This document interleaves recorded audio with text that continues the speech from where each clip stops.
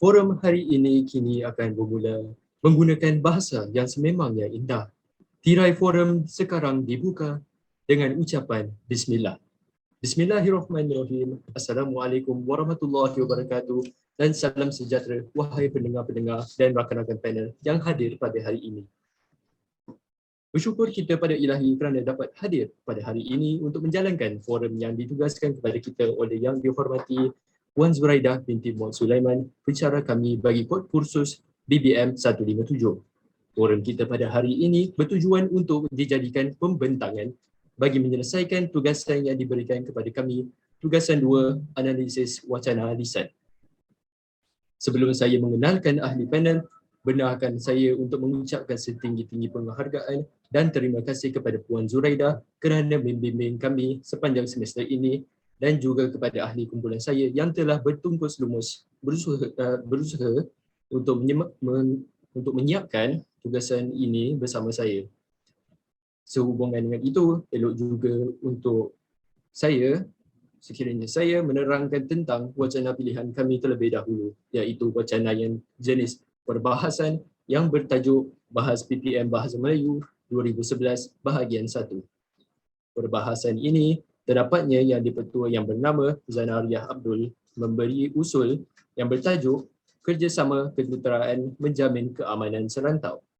3 orang pembahas yang kami transkripkan percakapan mereka ialah Perdana Menteri Osman bin Abdul Ghani, Menteri Kedua Nur Hushairi bin Ahmad Fauzi dan Azira binti Zakaria selaku Ketua Pembangkang.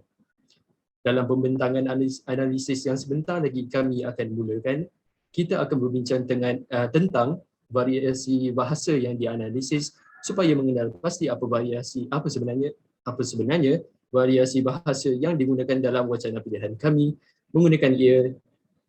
mengapa ia digunakan dan bagaimana variasi bahasa tersebut berfungsi dalam wacana yang dianalisis. Bukan setakat itu sahaja, tetapi kita juga akan membentangkan analisis terhadap aspek-aspek wacana yang ditugaskan untuk kami analisis.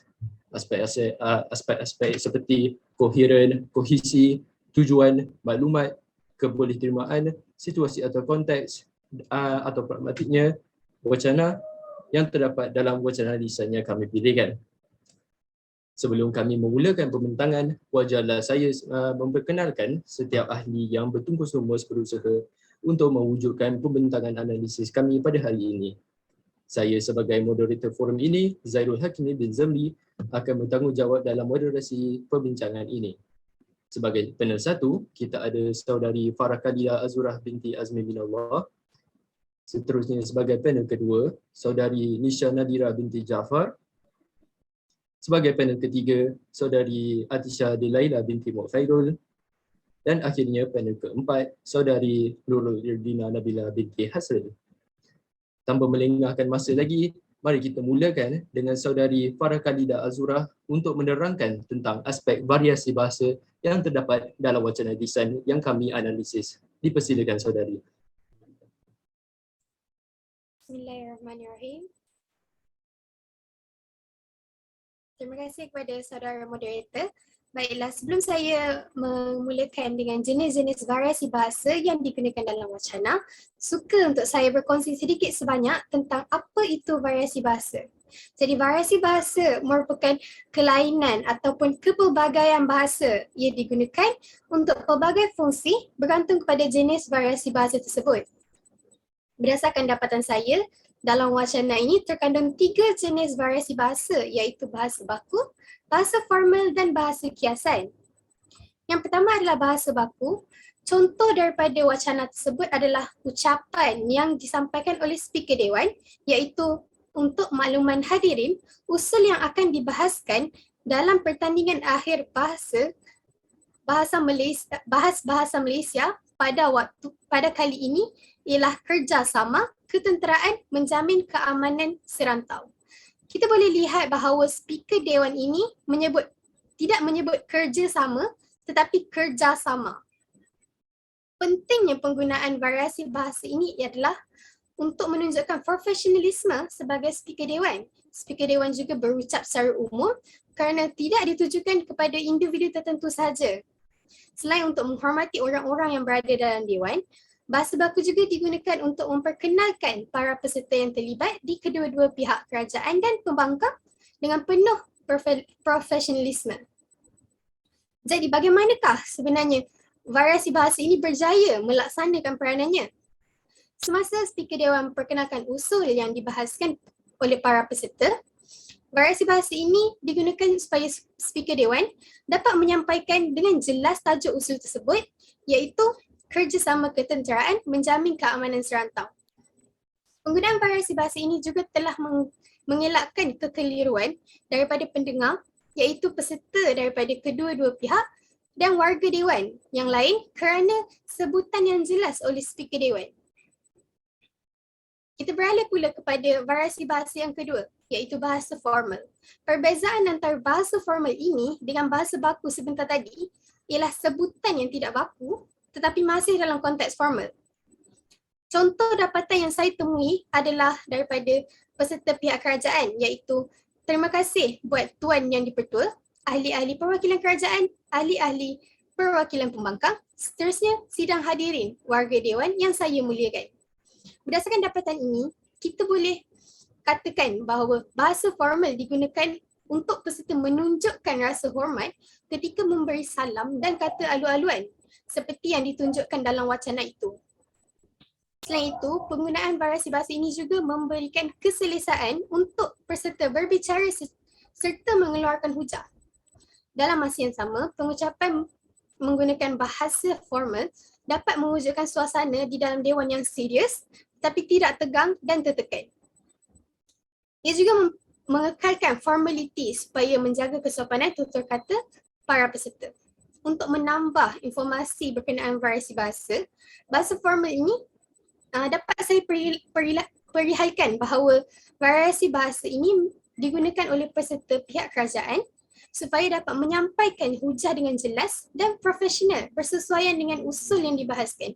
Usul yang dibahaskan merupakan suatu topik yang serius dan mustahak. Maka penggunaan variasi bahasa ini telah membantu peserta untuk mengutarakan isu supaya tidak kontra dengan suasana yang diwujudkan oleh topik tersebut. Peserta juga kedengaran yakin dan bersungguh-sungguh apabila menyuarakan bidasan dan hujah disebabkan oleh penggunaan variasi bahasa ini. Baiklah, akan saya teruskan dengan dapatan terakhir saya pada hari ini, iaitu bahasa kiasan. Ayat ini disebutkan oleh peserta daripada pihak pembangkang semasa pihak kerajaan ingin membuat celahan. Kata beliau, nampaknya ramai yang berminat dengan saya. Maksud sebenarnya bukanlah berminat dengan peserta tersebut, tetapi secara metafora kerana kelihatan dua orang daripada pihak kerajaan berdiri ketika itu. Jadi mengapa pentingnya bahasa kiasan ini? Bahasa kiasan pertama sekali penting semasa individu untuk menggunakan ayat yang berlapik untuk menunjukkan kesopanan sebagai ahli dewan serta mengelakkan daripada menggunakan perkataan yang kasar. Apabila menggunakan variasi bahasa ini di dalam pertandingan, ia dapat mengurangkan ketegangan, misalnya dalam perbahasan seperti ini. Dapat saya gambarkan bahawa peserta pihak pembangkang memberikan laluan kepada pihak kerajaan membuat celahan dengan menggunakan variasi bahasa ini. Peserta tidak memaksudkan bahawa peserta-peserta di pihak kerajaan berminat secara romantis, tetapi berminat untuk membuat celahan suatu penghujahan pihak pembangkang. Menggunakan variasi bahasa ini, peserta tersebut juga mengeluarkan nada bersahaja sewaktu dalam perbahasan yang usulnya serius untuk meredakan ketegangan. Dalam pada keseriusan itu, penggunaan variasi bahasa ini telah menambah humor dan harmoni kepada keberlangsungan pertandingan tersebut. Itu sahaja daripada saya. Sekian, terima kasih. Terima kasih wahai saudari Farah Khalida sebagai panel 1 yang baru sahaja menerangkan apa itu variasi bahasa, lalu telah menerangkan tentang aspek-aspek variasi bahasa yang ada di dalam wacana lisan pilihan kami. Saudari Farah telah pun menjawab salah satu kriteria yang ditugaskan kepada kami, iaitu jenis variasi bahasa yang digunakan. Dan seperti apa yang dikatakan saudari, terdapatnya bahasa baku, bahasa formal dan juga bahasa kiasan. Saudari juga telah menguraikan mengapa variasi bahasa tersebut digunakan, seperti sebab Satu, untuk menunjukkan profesionalism, untuk menunjukkan hormat, untuk mengelakkan kata kasar dan juga untuk mengurangkan ketegangan dalam perbincangan. Saudari Farah juga telah menguraikan tentang bagaimana setiap variasi bahasa tersebut berperanan dalam wacana yang dianalisiskan. Terima kasih lagi sekali Saudari Farah. Kita teruskan perbincangan kami dengan membenarkan Saudari Nisha Nadira untuk menguraikan tentang aspek koheren dan kohesi yang terdapat dalam wacana yang dianalisis. Dipersilakan Saudari. Terima kasih kepada saudara moderator. Baiklah, pertama sekali, apa itu koheren? Koheren ialah hubungan yang dihasilkan daripada pengaturan, kenyataan, fakta dan juga idea digubal menjadi satu untaian logik yang mudah dipahami oleh pendengar dan pembaca. Ia juga bergantung kepada penggunaan kohesi yang gramatis bagi membolehkan sambungan dilihat dalam ayat-ayat tersebut. Seperti yang dinyatakan, melihat kepada contoh yang didapati dalam video yang disediakan, pertamanya, apa yang boleh didapati ialah ia mematuhi aspek koheren kerana idea utama yang ingin disampaikan di sini ialah perasaan cinta dalam kebenaran. Bagi menunjukkan persenambungan idea tersebut, perkataan oleh itu telah digunakan untuk menjelaskan lagi tujuan kegunaan pautan perasaan cinta seperti yang disebut kepada pendengar dan menjadi logik kepada ayat kami pupuk dengan perasaan cinta, bukan calon-calon cinta tetapi cinta yang sejati. Yang kedua, daripada koheren yang kedua pula, ia juga mematuhi aspek koheren kerana apabila ideanya mula beralih ke frasa kedua, ayat suka untuk saya tekankan di sini bermaksud mereka ingin mengingatkan lagi perkaitan yang boleh didapati daripada idea asal, iaitu keamanan serantau kepada pendengar ke dalam isu yang ingin dibentangkan. Dengan menggunakan teknik pertanyaan dan menjawab seperti yang dinyatakan, iaitu persoalan dan perdebatan terbesar ialah ia dapat menjelaskan kepada pendengar tentang kebergantungan idea asal dan jawapan mereka mengenai pengukuhan penubuhan diplomatik terhadap keamanan serantau sehingga ke hujung. Dalam dapatan koheren ketiga ini pula, ia mematuhi aspek koheren dengan menggunakan perkataan untuk. Ia dapat menambahkan lagi penjelasan pada ayat pertama mengenai jaminan bagi memudahkan pendengar untuk mengetahui perkaitan di antara dua ayat tersebut. Sama juga dengan ayat suka untuk saya ingatkan, penggunaan frasa ini juga bagi menunjukkan perkaitan hubungannya dengan isu jaminan yang disebut. Mereka juga beri contoh yang sesuai dan mudah dipahami kepada pendengar untuk mengingatkan lagi pemahaman pendengar terhadap idea asal. Diteruskan pula dengan dapatan koheren yang keempat, memulakan idea baru iaitu kawalan laluan antarabangsa. Penggunaan ayat dalam hujah ini telah memberikan maksud yang jelas kepada pendengar bahawa terdapat sambungan daripada ayat pertama yang lebih mendalam perkaitannya. Mereka juga memberikan penerangan terhadap kata kunci tersebut dengan menggunakan perkataan seperti pertama dan kedua bagi membolehkan pendengar dapat apa yang dijelaskan oleh mereka mengenai isu tersebut dengan lebih senang dan akhirkannya dengan ringkas. Dan akhir sekali dalam dapatan koheren yang kelima ini pula, mereka menerangkan faktor jaminan dalam konteks keamanan. Penggunaan perkataan jika telah mengaitkan situasi contoh dari ayat kedua terhadap ayat pertama untuk menerangkan kepada pendengar tentang situasi tersebut dalam bahasa yang lebih mudah untuk dipahami. Perkataan namun dan juga perkataan apabila yang digunakan di sini juga menunjukkan dengan jelas berkaitan dengan isu keamanan tersebut dengan cara menambah dan mengembangkan lagi idea terhadap isu jaminan dan keamanan ini. Baiklah, beralih pula kepada kohesi. Apa itu kohesi? Kohesi pula merujuk kepada hubungan yang dihasilkan apabila terdapat keserasian antara satu elemen dengan satu elemen iaitu frasa ataupun klausa yang lain bagi memudahkan pemahaman antara satu ayat dengan satu ayat berikutnya. Kita boleh lihat kepada contoh-contoh yang telah disediakan. Pertamanya, daripada dapatan kohesi yang telah dikenal pasti, menjamin merupakan perkataan bergantung daripada faktor-faktor yang menjanjikan untuk menunjukkan perkaitan antara kedua-duanya. Perkataan goyah juga telah dikaitkan dengan faktor-faktor yang menjanjikan bagi menunjukkan perhubungan yang wujud di antara faktor dan jaminan tersebut. Maksud tidak menjamin keamanan serantau dan masalah yang tidak selesai dalam perenggan ini juga digunakan bagi menunjukkan kesinambungannya dengan perkataan goyah. Dalam kohesi dalam yang perenggan kedua pula, Frasa ketika itu merupakan sambungan hubungan dengan perkataan tempoh masa, manakala tanah di Asia Tenggara merupakan contoh dan sambungan hubungan bagi tanah jajahan ini. Ini telah menunjukkan jelas kepada pendengar kesinambungan antara kedua-dua konteks tersebut. Bagi kuasa-kuasa besar, berkaitannya dengan British dan Jepun dan Amerika Syarikat mereka bersaing antara Jerman, lagi sekali jelas memberitahu kepada pendengar mengenai negara-negara yang memegang kuasa besar bagi merebut tanah yang disebut dalam perenggan ini. Dalam dapatan kohesi yang ketiga ini, bulat air kerana pembentung, bulat manusia kerana muafakat merupakan peribahasa yang telah digunakan bagi menjelaskan perkaitan dan kepentingannya terhadap menjamin keamanan serantau kepada pendengar bagi memahami situasi tersebut dengan lebih mudah. Begitu juga dengan kerjasama ketenteraan yang merupakan faktor dikaitkan dengan isu menjamin keamanan serantau.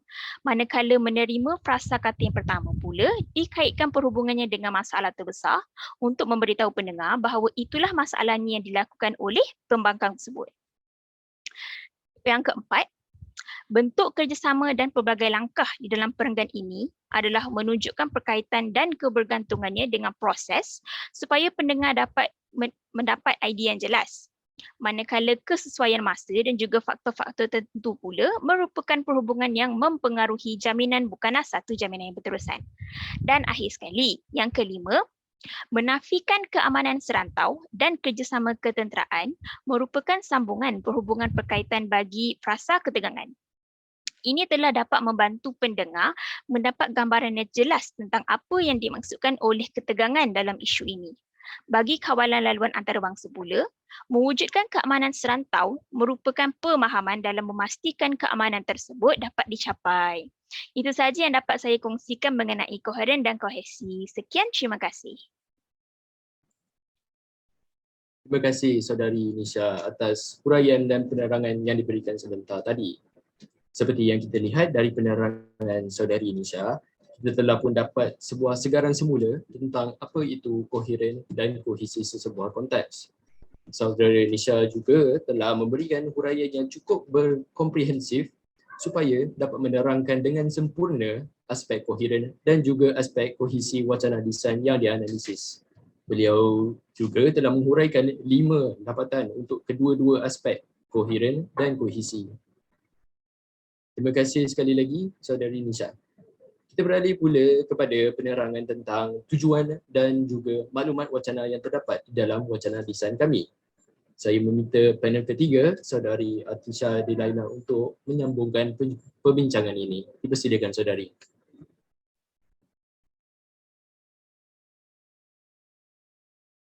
Terima kasih Tuan Moderator forum kita pada hari ini. Assalamualaikum warahmatullahi wabarakatuh. Baiklah, sekarang saya akan menyambung forum ini. Pembicara telah memasukkan aspek tujuan dalam wacana lisannya, iaitu pidato. Eloklah jika saya menerangkan terlebih dahulu apakah yang dimaksudkan dengan tujuan dalam sesebuah wacana.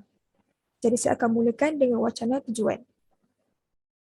Setiap wacana yang diujarkan sama ada dalam bentuk tulisan atau lisan perlu mempunyai tujuan. Tujuan sesuatu wacana ini ditentukan oleh penghasil wacana tersebut, sama ada penulis atau pembicaranya. Sesuatu wacana ini ditentukan oleh penghasil wacana tersebut, sama ada penulis atau pembicaranya. Sesuatu wacana perlu mempunyai tujuan untuk menimbulkan interaksi yang komunikatif. Tujuan ini menentukan jenis wacana yang digunakan. Jika tujuan seseorang adalah untuk mendapatkan maklumat, ayat yang sering digunakan ialah ayat tanya. Tetapi, jika seseorang itu ingin menyatakan atau menerangkan sesuatu, ayat yang digunakan ialah ayat penyata. Setelah saya kaji dan teliti wacana lisan ini, saya telah mendapati sebanyak 6 dapatan di mana 4 dapatan berunsur ayat tanya dan 2 dapatan berunsur ayat penyata, di mana kelima-lima inilah merujuk pada wacana tujuan. Sebagai contoh, mari kita lihat pada dapatan 1. Menurut Majlis Keselamatan Pertubuhan Bangsa-Bangsa Bersatu, kerjasama ketenteraan merupakan apa-apa jua kerjasama antara 2 atau lebih buah negara dalam bidang ketenteraan. Apakah bentuk-bentuknya? Dalam dapatan ini, pewacana telah menimbulkan tanda tanya bagi apakah bentuk kerjasama ketenteraan antara 2 atau lebih buah negara dalam bidang ketenteraan. Jadi, ayat tanya ini telah berfungsi sebagai alat untuk menimbulkan interaksi yang komunikatif. Diteruskan pula dengan dapatan yang kedua, iaitu apakah pula kerja contoh-contohnya? Yang ketiga, apakah keamanan serantau? Yang keempat, pada hari ini adakah ketegangan yang berlaku juga keamanan? Yang kelima, tahukah anda pada suatu ketika dahulu kita dikenali Selat Melaka ialah selat yang berbahaya untuk perdagangan. Dan yang keenam, tentang perairan Somalia, terdapat pelbagai ciri-ciri serangan laut. Beralih pula pada wacana maklumat. Setiap wacana mempunyai maklumat. Maklumat terdiri daripada dua jenis, iaitu maklumat lama dan maklumat baru. Maklumat lama ialah maklumat yang telah dinyatakan terdahulu. Maklumat baru pula ialah maklumat yang baru sahaja dinyatakan dengan andaian pendengar atau pembaca tidak mengetahui maklumat itu sebelum ini.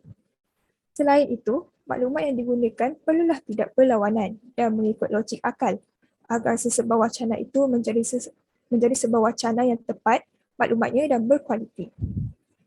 Pada dapatan 1, yang pertama, kawalan laluan antarabangsa, yang kedua, perkongsian maklumat dan teknologi, dan yang ketiga, latihan ketenteraan. Bermaksud, ketiga-tiga perkara ini adalah contoh atau bentuk yang ada dalam hubungan kerjasama ketenteraan ini. Dalam dapatan ini, pembicara menerangkan bentuk-bentuk kerjasama ketenteraan dengan tepat. Sebagai pendengar yang tidak pernah tahu dan asing dengan maksud-maksud ini, maklumat ini telah memberikan mereka penambahan ilmu untuk diri mereka. Diteruskan pula dengan dapatan yang kedua. Contoh-contohnya cukup mudah, iaitu kerjasama antara negara, kerjasama antara pertubuhan, bangsa-bangsa bersatu dan kerjasama penubuhan Pakatan Negara-Negara tertentu. Tamat fasa pertama. Yang ketiga, kami ahli perwakilan kerajaan melihat keamanan serantau ialah kita melihat kepada piagam pertubuhan bangsa-bangsa bersatu yang menyatakan keamanan serantau wujud apabila dua perkara ini wujud. Yang pertama, penubuhan diplomatik dan yang kedua, konflik serantau selesai. Apabila wujudnya kedua-kedua perkara ini, maka ini kita dapat mencapai keamanan serantau. Yang keempat, yang pertama, ketegangan tersebut disebabkan kerjasama ketenteraan dan mereka bertunjukkan keamanan ataupun perkara tersebut sebenarnya menafikan keamanan serantau yang diwujudkan dalam Dewan Perdebatan. Suka untuk saya bentangkan sisi kronologi yang cukup sistematik dan barisan pihak kerajaan. Saya selaku Perdana Menteri bakal bersatu hujah di bawah kata kunci kawalan laluan antarabangsa. Yang kedua, bakal memberi dua lagi hujah di bawah kata kunci perkongsian teknologi dan maklumat dan latihan ketenteraan. Seperti biasa, ketiga akan membidas ahli-ahli program pembangkang. Kita lihat terus pada dapatan ke-6. Contohnya, kapal tentera laut Amerika Syarikat serang dan sebagainya. Kesannya, 8 buah negara kesatuan Eropah telah pun membentuk pasukan pengamanan untuk menjaga pengairan Somalia, begitu juga dengan wujudnya hubungan dengan Amerika Syarikat dan Jepun. Dalam dapatan ini, pembicara telah memasukkan elemen sejarah dalam maklumatnya di mana bagi saya ia begitu informatif dan patut kita tahu. Pembicara telah pun berjaya menyampaikan fakta yang menarik kepada pendengar. Jadi, sekian sahaja daripada saya. Saya serahkan pembicaraan forum ini kepada Tuan Moderator sebelum. Terima kasih wahai saudari Atisha dan Laila atas penerangan terhadap tujuan dan maklumat wacana yang telah dianalisiskan. Seperti yang baru sahaja saudari Atisha telah menerangkan, kita dapat lihat bahawa di dalam wacana lisan yang kami analisis terdapatnya tujuan dan maklumat. Tujuan tersebut berbeza mengikutkan konteks pengwacana tetapi dengan menggunakan pendapatan yang dikeluarkan oleh saudara Atisha, kita boleh lihat yang kebanyakan tujuan wacana yang digunakan dalam wacana lisan tersebut adalah untuk bertanya dan menyatakan dengan menggunakan ayat tanya dan juga ayat penyata. Apabila mendengar penerangan saudari Atisha, kita dapat mengetahui bahawa maklumat ada dua jenis.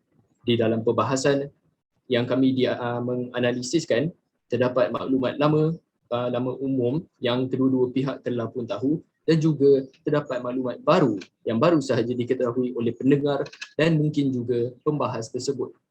Terima kasih sekali lagi saudara Atisha atas analisis yang sangat berinformasi.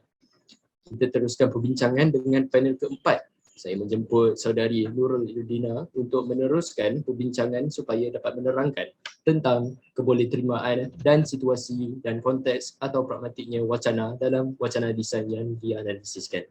Dipersilakan saudari. Terima kasih saudara moderator. Jadi sebelum saya mulakan dengan dapatan wacana yang sudah saya analisis, saya akan menerangkan sedikit sebanyak tentang apa yang dimaksudkan dengan aspek kebolehterimaan dalam wacana tersebut. Sesuatu wacana sama ada lisan atau tulisan perlu mempunyai pendengar atau pembaca. Pendengar dan pembaca merupakan penerima sesuatu wacana itu. Tahap penerimaan seseorang itu tinggi jika pendengar atau pembaca memahami sepenuhnya wacana yang diujarkan, sama ada dalam bentuk tulisan atau lisan. Kebolehterimaan ayat-ayat ini mestilah secara berurutan supaya dapat menjadikannya sebuah teks. Oleh itu, ini juga bermakna sesebuah wacana itu haruslah logik, relevan dan diterima oleh audiens.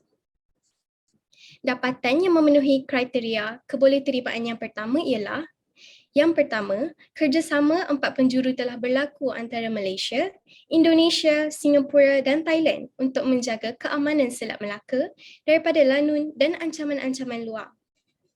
Inilah kerjasama ketenteraan yang berlaku. Seterusnya, yang kedua ialah kita beralih kepada proses atau langkah yang diwujudkan. Kita mulakan dengan isu di Selat Melaka.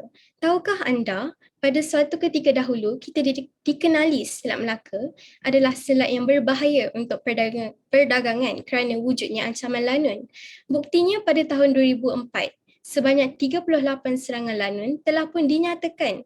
Namun apabila wujudnya kerjasama antara Malaysia, Indonesia, Thailand dan Singapura, perkara ini merudum. Menurut Dato' Sri Zahid Hamidi, Menteri Pertahanan Negara menyatakan pada tahun 2009 kita ada 10 kes, pada tahun 2010 kita ada 3 kes dan pada tahun 2011 tiada kes yang dicatatkan. Akan saya teruskan dengan dapatan yang ketiga, iaitu tentang perairan Somalia, kita dapat pelbagai ciri serangan lanun. Contohnya kapal tentera laut Amerika Syarikat diserang dan sebagainya. Kesannya, 8 buah negara Kesatuan Eropah telah pun membentuk pasukan pengaman untuk menjaga perairan Somalia. Begitu juga dengan hubungan dengan Amerika Syarikat dan Jepun. Dapatan yang keempat, iaitu maka bukti yang pertama melalui pasukan tentera pengaman oleh Pertubuhan Bangsa-Bangsa Bersatu. Kita menghantar sebanyak 51 buah negara untuk bergandingan dalam misi operasi di Sudan. Yang kedua, kerjasama antara Pakistan dan Amerika Syarikat untuk menenggelamkan Taliban, dan yang ketiga aspek maklumat telekomunikasi untuk memastikan rakyat di Pakistan tidak tersengsara dengan kehadiran Osama bin Laden. Dan akhir sekali, dapatan yang kelima, iaitu elok jika saya membawa anda melayari tempoh masa semasa peperangan dingin. Ketika itu, muncul kuasa-kuasa besar. Mereka bersaing untuk mendapatkan tanah jajahan di mana pada hari ini British dan Jepun bergaduh sesama mereka ingin mendapatkan tanah di Asia Tenggara. Amerika Syarikat, mereka bersaing antara Jerman. Kesannya pada hari ini, Amerika yang merupakan negara terbesar yang berkuasa pada hari ini mengambil keputusan untuk bersidang di Washington bersama British. Menurut dapatan-dapatan tersebut, walaupun ia ringkas tetapi teks yang dibina dengan wacana yang bersesuaian adalah sangat mudah difahami, serta ayat-ayat tersebut adalah logik. Jadi, wacana ini boleh diterima audiens. Menurut dapatan-dapatan tersebut, ayat-ayat yang digunakan adalah berurutan dan maklumat yang ingin disampaikan adalah bukan sahaja jelas, malah penuh berinformasi. Ini bermaksud, wacana yang digunakan adalah bersesuaian dan menepati aspek kebolehterimaan. Jadi sekarang saya teruskan lagi dengan ciri-ciri wacana dari aspek situasi, konteks atau pragmatik. Seperti yang kita tahu, situasi, konteks dan pragmatik adalah aspek-aspek yang perlu kita titik beratkan dalam kriteria wacana yang baik. Jadi, sudah termaktub bahawa ia amat penting dalam membentuk sesebuah wacana atau teks itu. Jadi, apa yang dimaksudkan dengan situasi dan konteks? Situasi dan konteks merupakan salah satu kriteria yang penting dalam membentuk sesebuah teks yang berkualiti. Oleh itu, semasa proses penulisan dijalankan, ketetapan wacana yang digunakan haruslah menepati konteks sebuah teks tersebut supaya situasi adalah jelas dan berkait. Dapatan yang memenuhi kriteria situasi dan konteks yang pertama ialah, namun saya bagi analogi yang cukup mudah. Saya ingin membuat pinjaman bank dan saya pergi ke bank rakyat, di mana pada hari ini untuk meminjam wang. Saya memerlukan penjamin iaitu Timbalan Perdana Menteri pada hari ini. Apa gunanya penjamin dalam saya meminjam wang? Kerana penjamin ini yang bertanggungjawab dalam peminjaman saya. Jika saya gagal melunaskannya, maka yang amat berhormat perlu bertanggungjawab sama seperti kes pada hari ini. Jika keamanan tidak berlaku, maka kerjasama ketenteraanlah yang wajar perlu dipertanggungjawabkan. Seterusnya, yang kedua iaitu yang pertamanya, apabila beliau bertanya pada hari ini, faktor kad jaminan itulah yang menjadi satu faktor mandatory yang perlu. Jika rosak, terpaksa syarikat itu bertanggungjawab dengan masalah yang berlaku. Dan yang keduanya, apabila saya bertanya ketegangan yang berlaku, adakah itu juga dikira sebagai keamanan? Mereka kata tidak. Namun keamanan ini bermaksud kita berasa selamat. Jika saya pada hari ini ada ketegangan berlaku di perwakilan pembangkang, adakah itu dikira keamanan? Saya bergaduh tapi senyap-senyap seperti yang berlaku kini. Banyak ketegangan berlaku antara negara. Yang ketiga, iaitu maka bukti yang pertama melalui pasukan tentera pengaman oleh Pertubuhan Bangsa-Bangsa Bersatu, kita menghantar sebanyak 51 buah negara untuk bergandingan dalam misi operasi di Sudan. Yang kedua, kerjasama antara Pakistan dan Amerika Syarikat untuk menenggelamkan Taliban. Dan yang ketiga, aspek maklumat telekomunikasi untuk memastikan rakyat di Pakistan tidak tersengsara dengan kehadiran Osama bin Laden. Itu selesai dari segi aspek bentuk kerjasama. Akan saya teruskan dengan dapatan yang keempat, iaitu saya mulakan hujah pertama daripada barisan pihak kerajaan di atas kata kunci kawalan laluan antarabangsa. Dalam hujah ini, saya akan menceritakan kepada anda sebenarnya apakah bentuk kerjasama yang berlaku dan pelbagai proses dan langkah boleh dilakukan sehingga mewujudkan keamanan serantau. Inilah yang kami katakan perkara ini menjamin keamanan serantau. Yang terakhir, dapatan yang kelima iaitu, maka dengan ini saya masih berdiri di atas pendirian yang sama iaitu melihat keberkesanan kerjasama ketenteraan terhadap keamanan serantau. Justeru hujah pertama mereka pula berbicara berkenaan menambah masalah. Katanya wujud saingan dan sebagainya. Pertama, adakah situasi menambah masalah itu disebabkan kerjasama ketenteraan yang mempunyai masalah? Dan kedua, saya kira pada hari ini kita perlu buktikan bahawa keamanan sejagat tidak mampu untuk dikawal melalui kerjasama ketenteraan. Oleh itu, dapat saya rumuskan bahawa wacana yang digunakan adalah mematuhi aspek situasi dan konteks dalam penghasilan sesebuah teks itu. Selain itu, dalam wacana lisan yang sudah saya analisis, ayat yang digunakan adalah mencapai keutuhan dan ketepatan dengan konteks wacana tersebut. Jadi, ia memenuhi kriteria wacana yang baik. Itu sahaja daripada saya. Sekian, terima kasih. Terima kasih wahai saudari Nurul Ildina atas penerangan yang telah anda lakukan sebentar tadi. Wahai pendengar dan rakan-rakan, dari penerangan saudari Nurul Ildina, kita boleh menyedari semula akan maksud kebolehterimaan sesuatu wacana dan penggunaannya untuk situasi dan konteks atau pragmatiknya dalam sesebuah konteks. Dengan meringkaskan kata-kata saudari sebentar tadi, kebolehterimaan sesuatu wacana mestilah logik dan relevan supaya mudah diterima oleh pendengar-pendengar. Diteruskan pula dengan situasi, konteks dan pragmatiknya suatu ayat di mana sebuah wacana akan menjadi sebuah wacana yang bagus jika ia mematuhi aspek situasi, konteks dan pragmatik. Kerana ia dapat menyumbang kepada perbincangan yang dilakukan pada waktu itu. Dengan itu, ia nampaknya seperti perbincangan kita telah sampai ke penghujungnya. Saya ingin mengambil peluang ini untuk meminta maaf jika saya ada terkasar bahasa atau mengatakan sesuatu yang silap sepanjang perbincangan ini.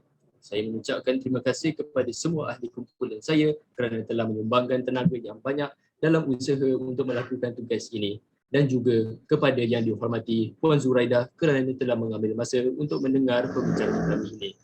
Saya menutupkan perbincangan dengan Assalamualaikum warahmatullahi wabarakatuh. Terima kasih.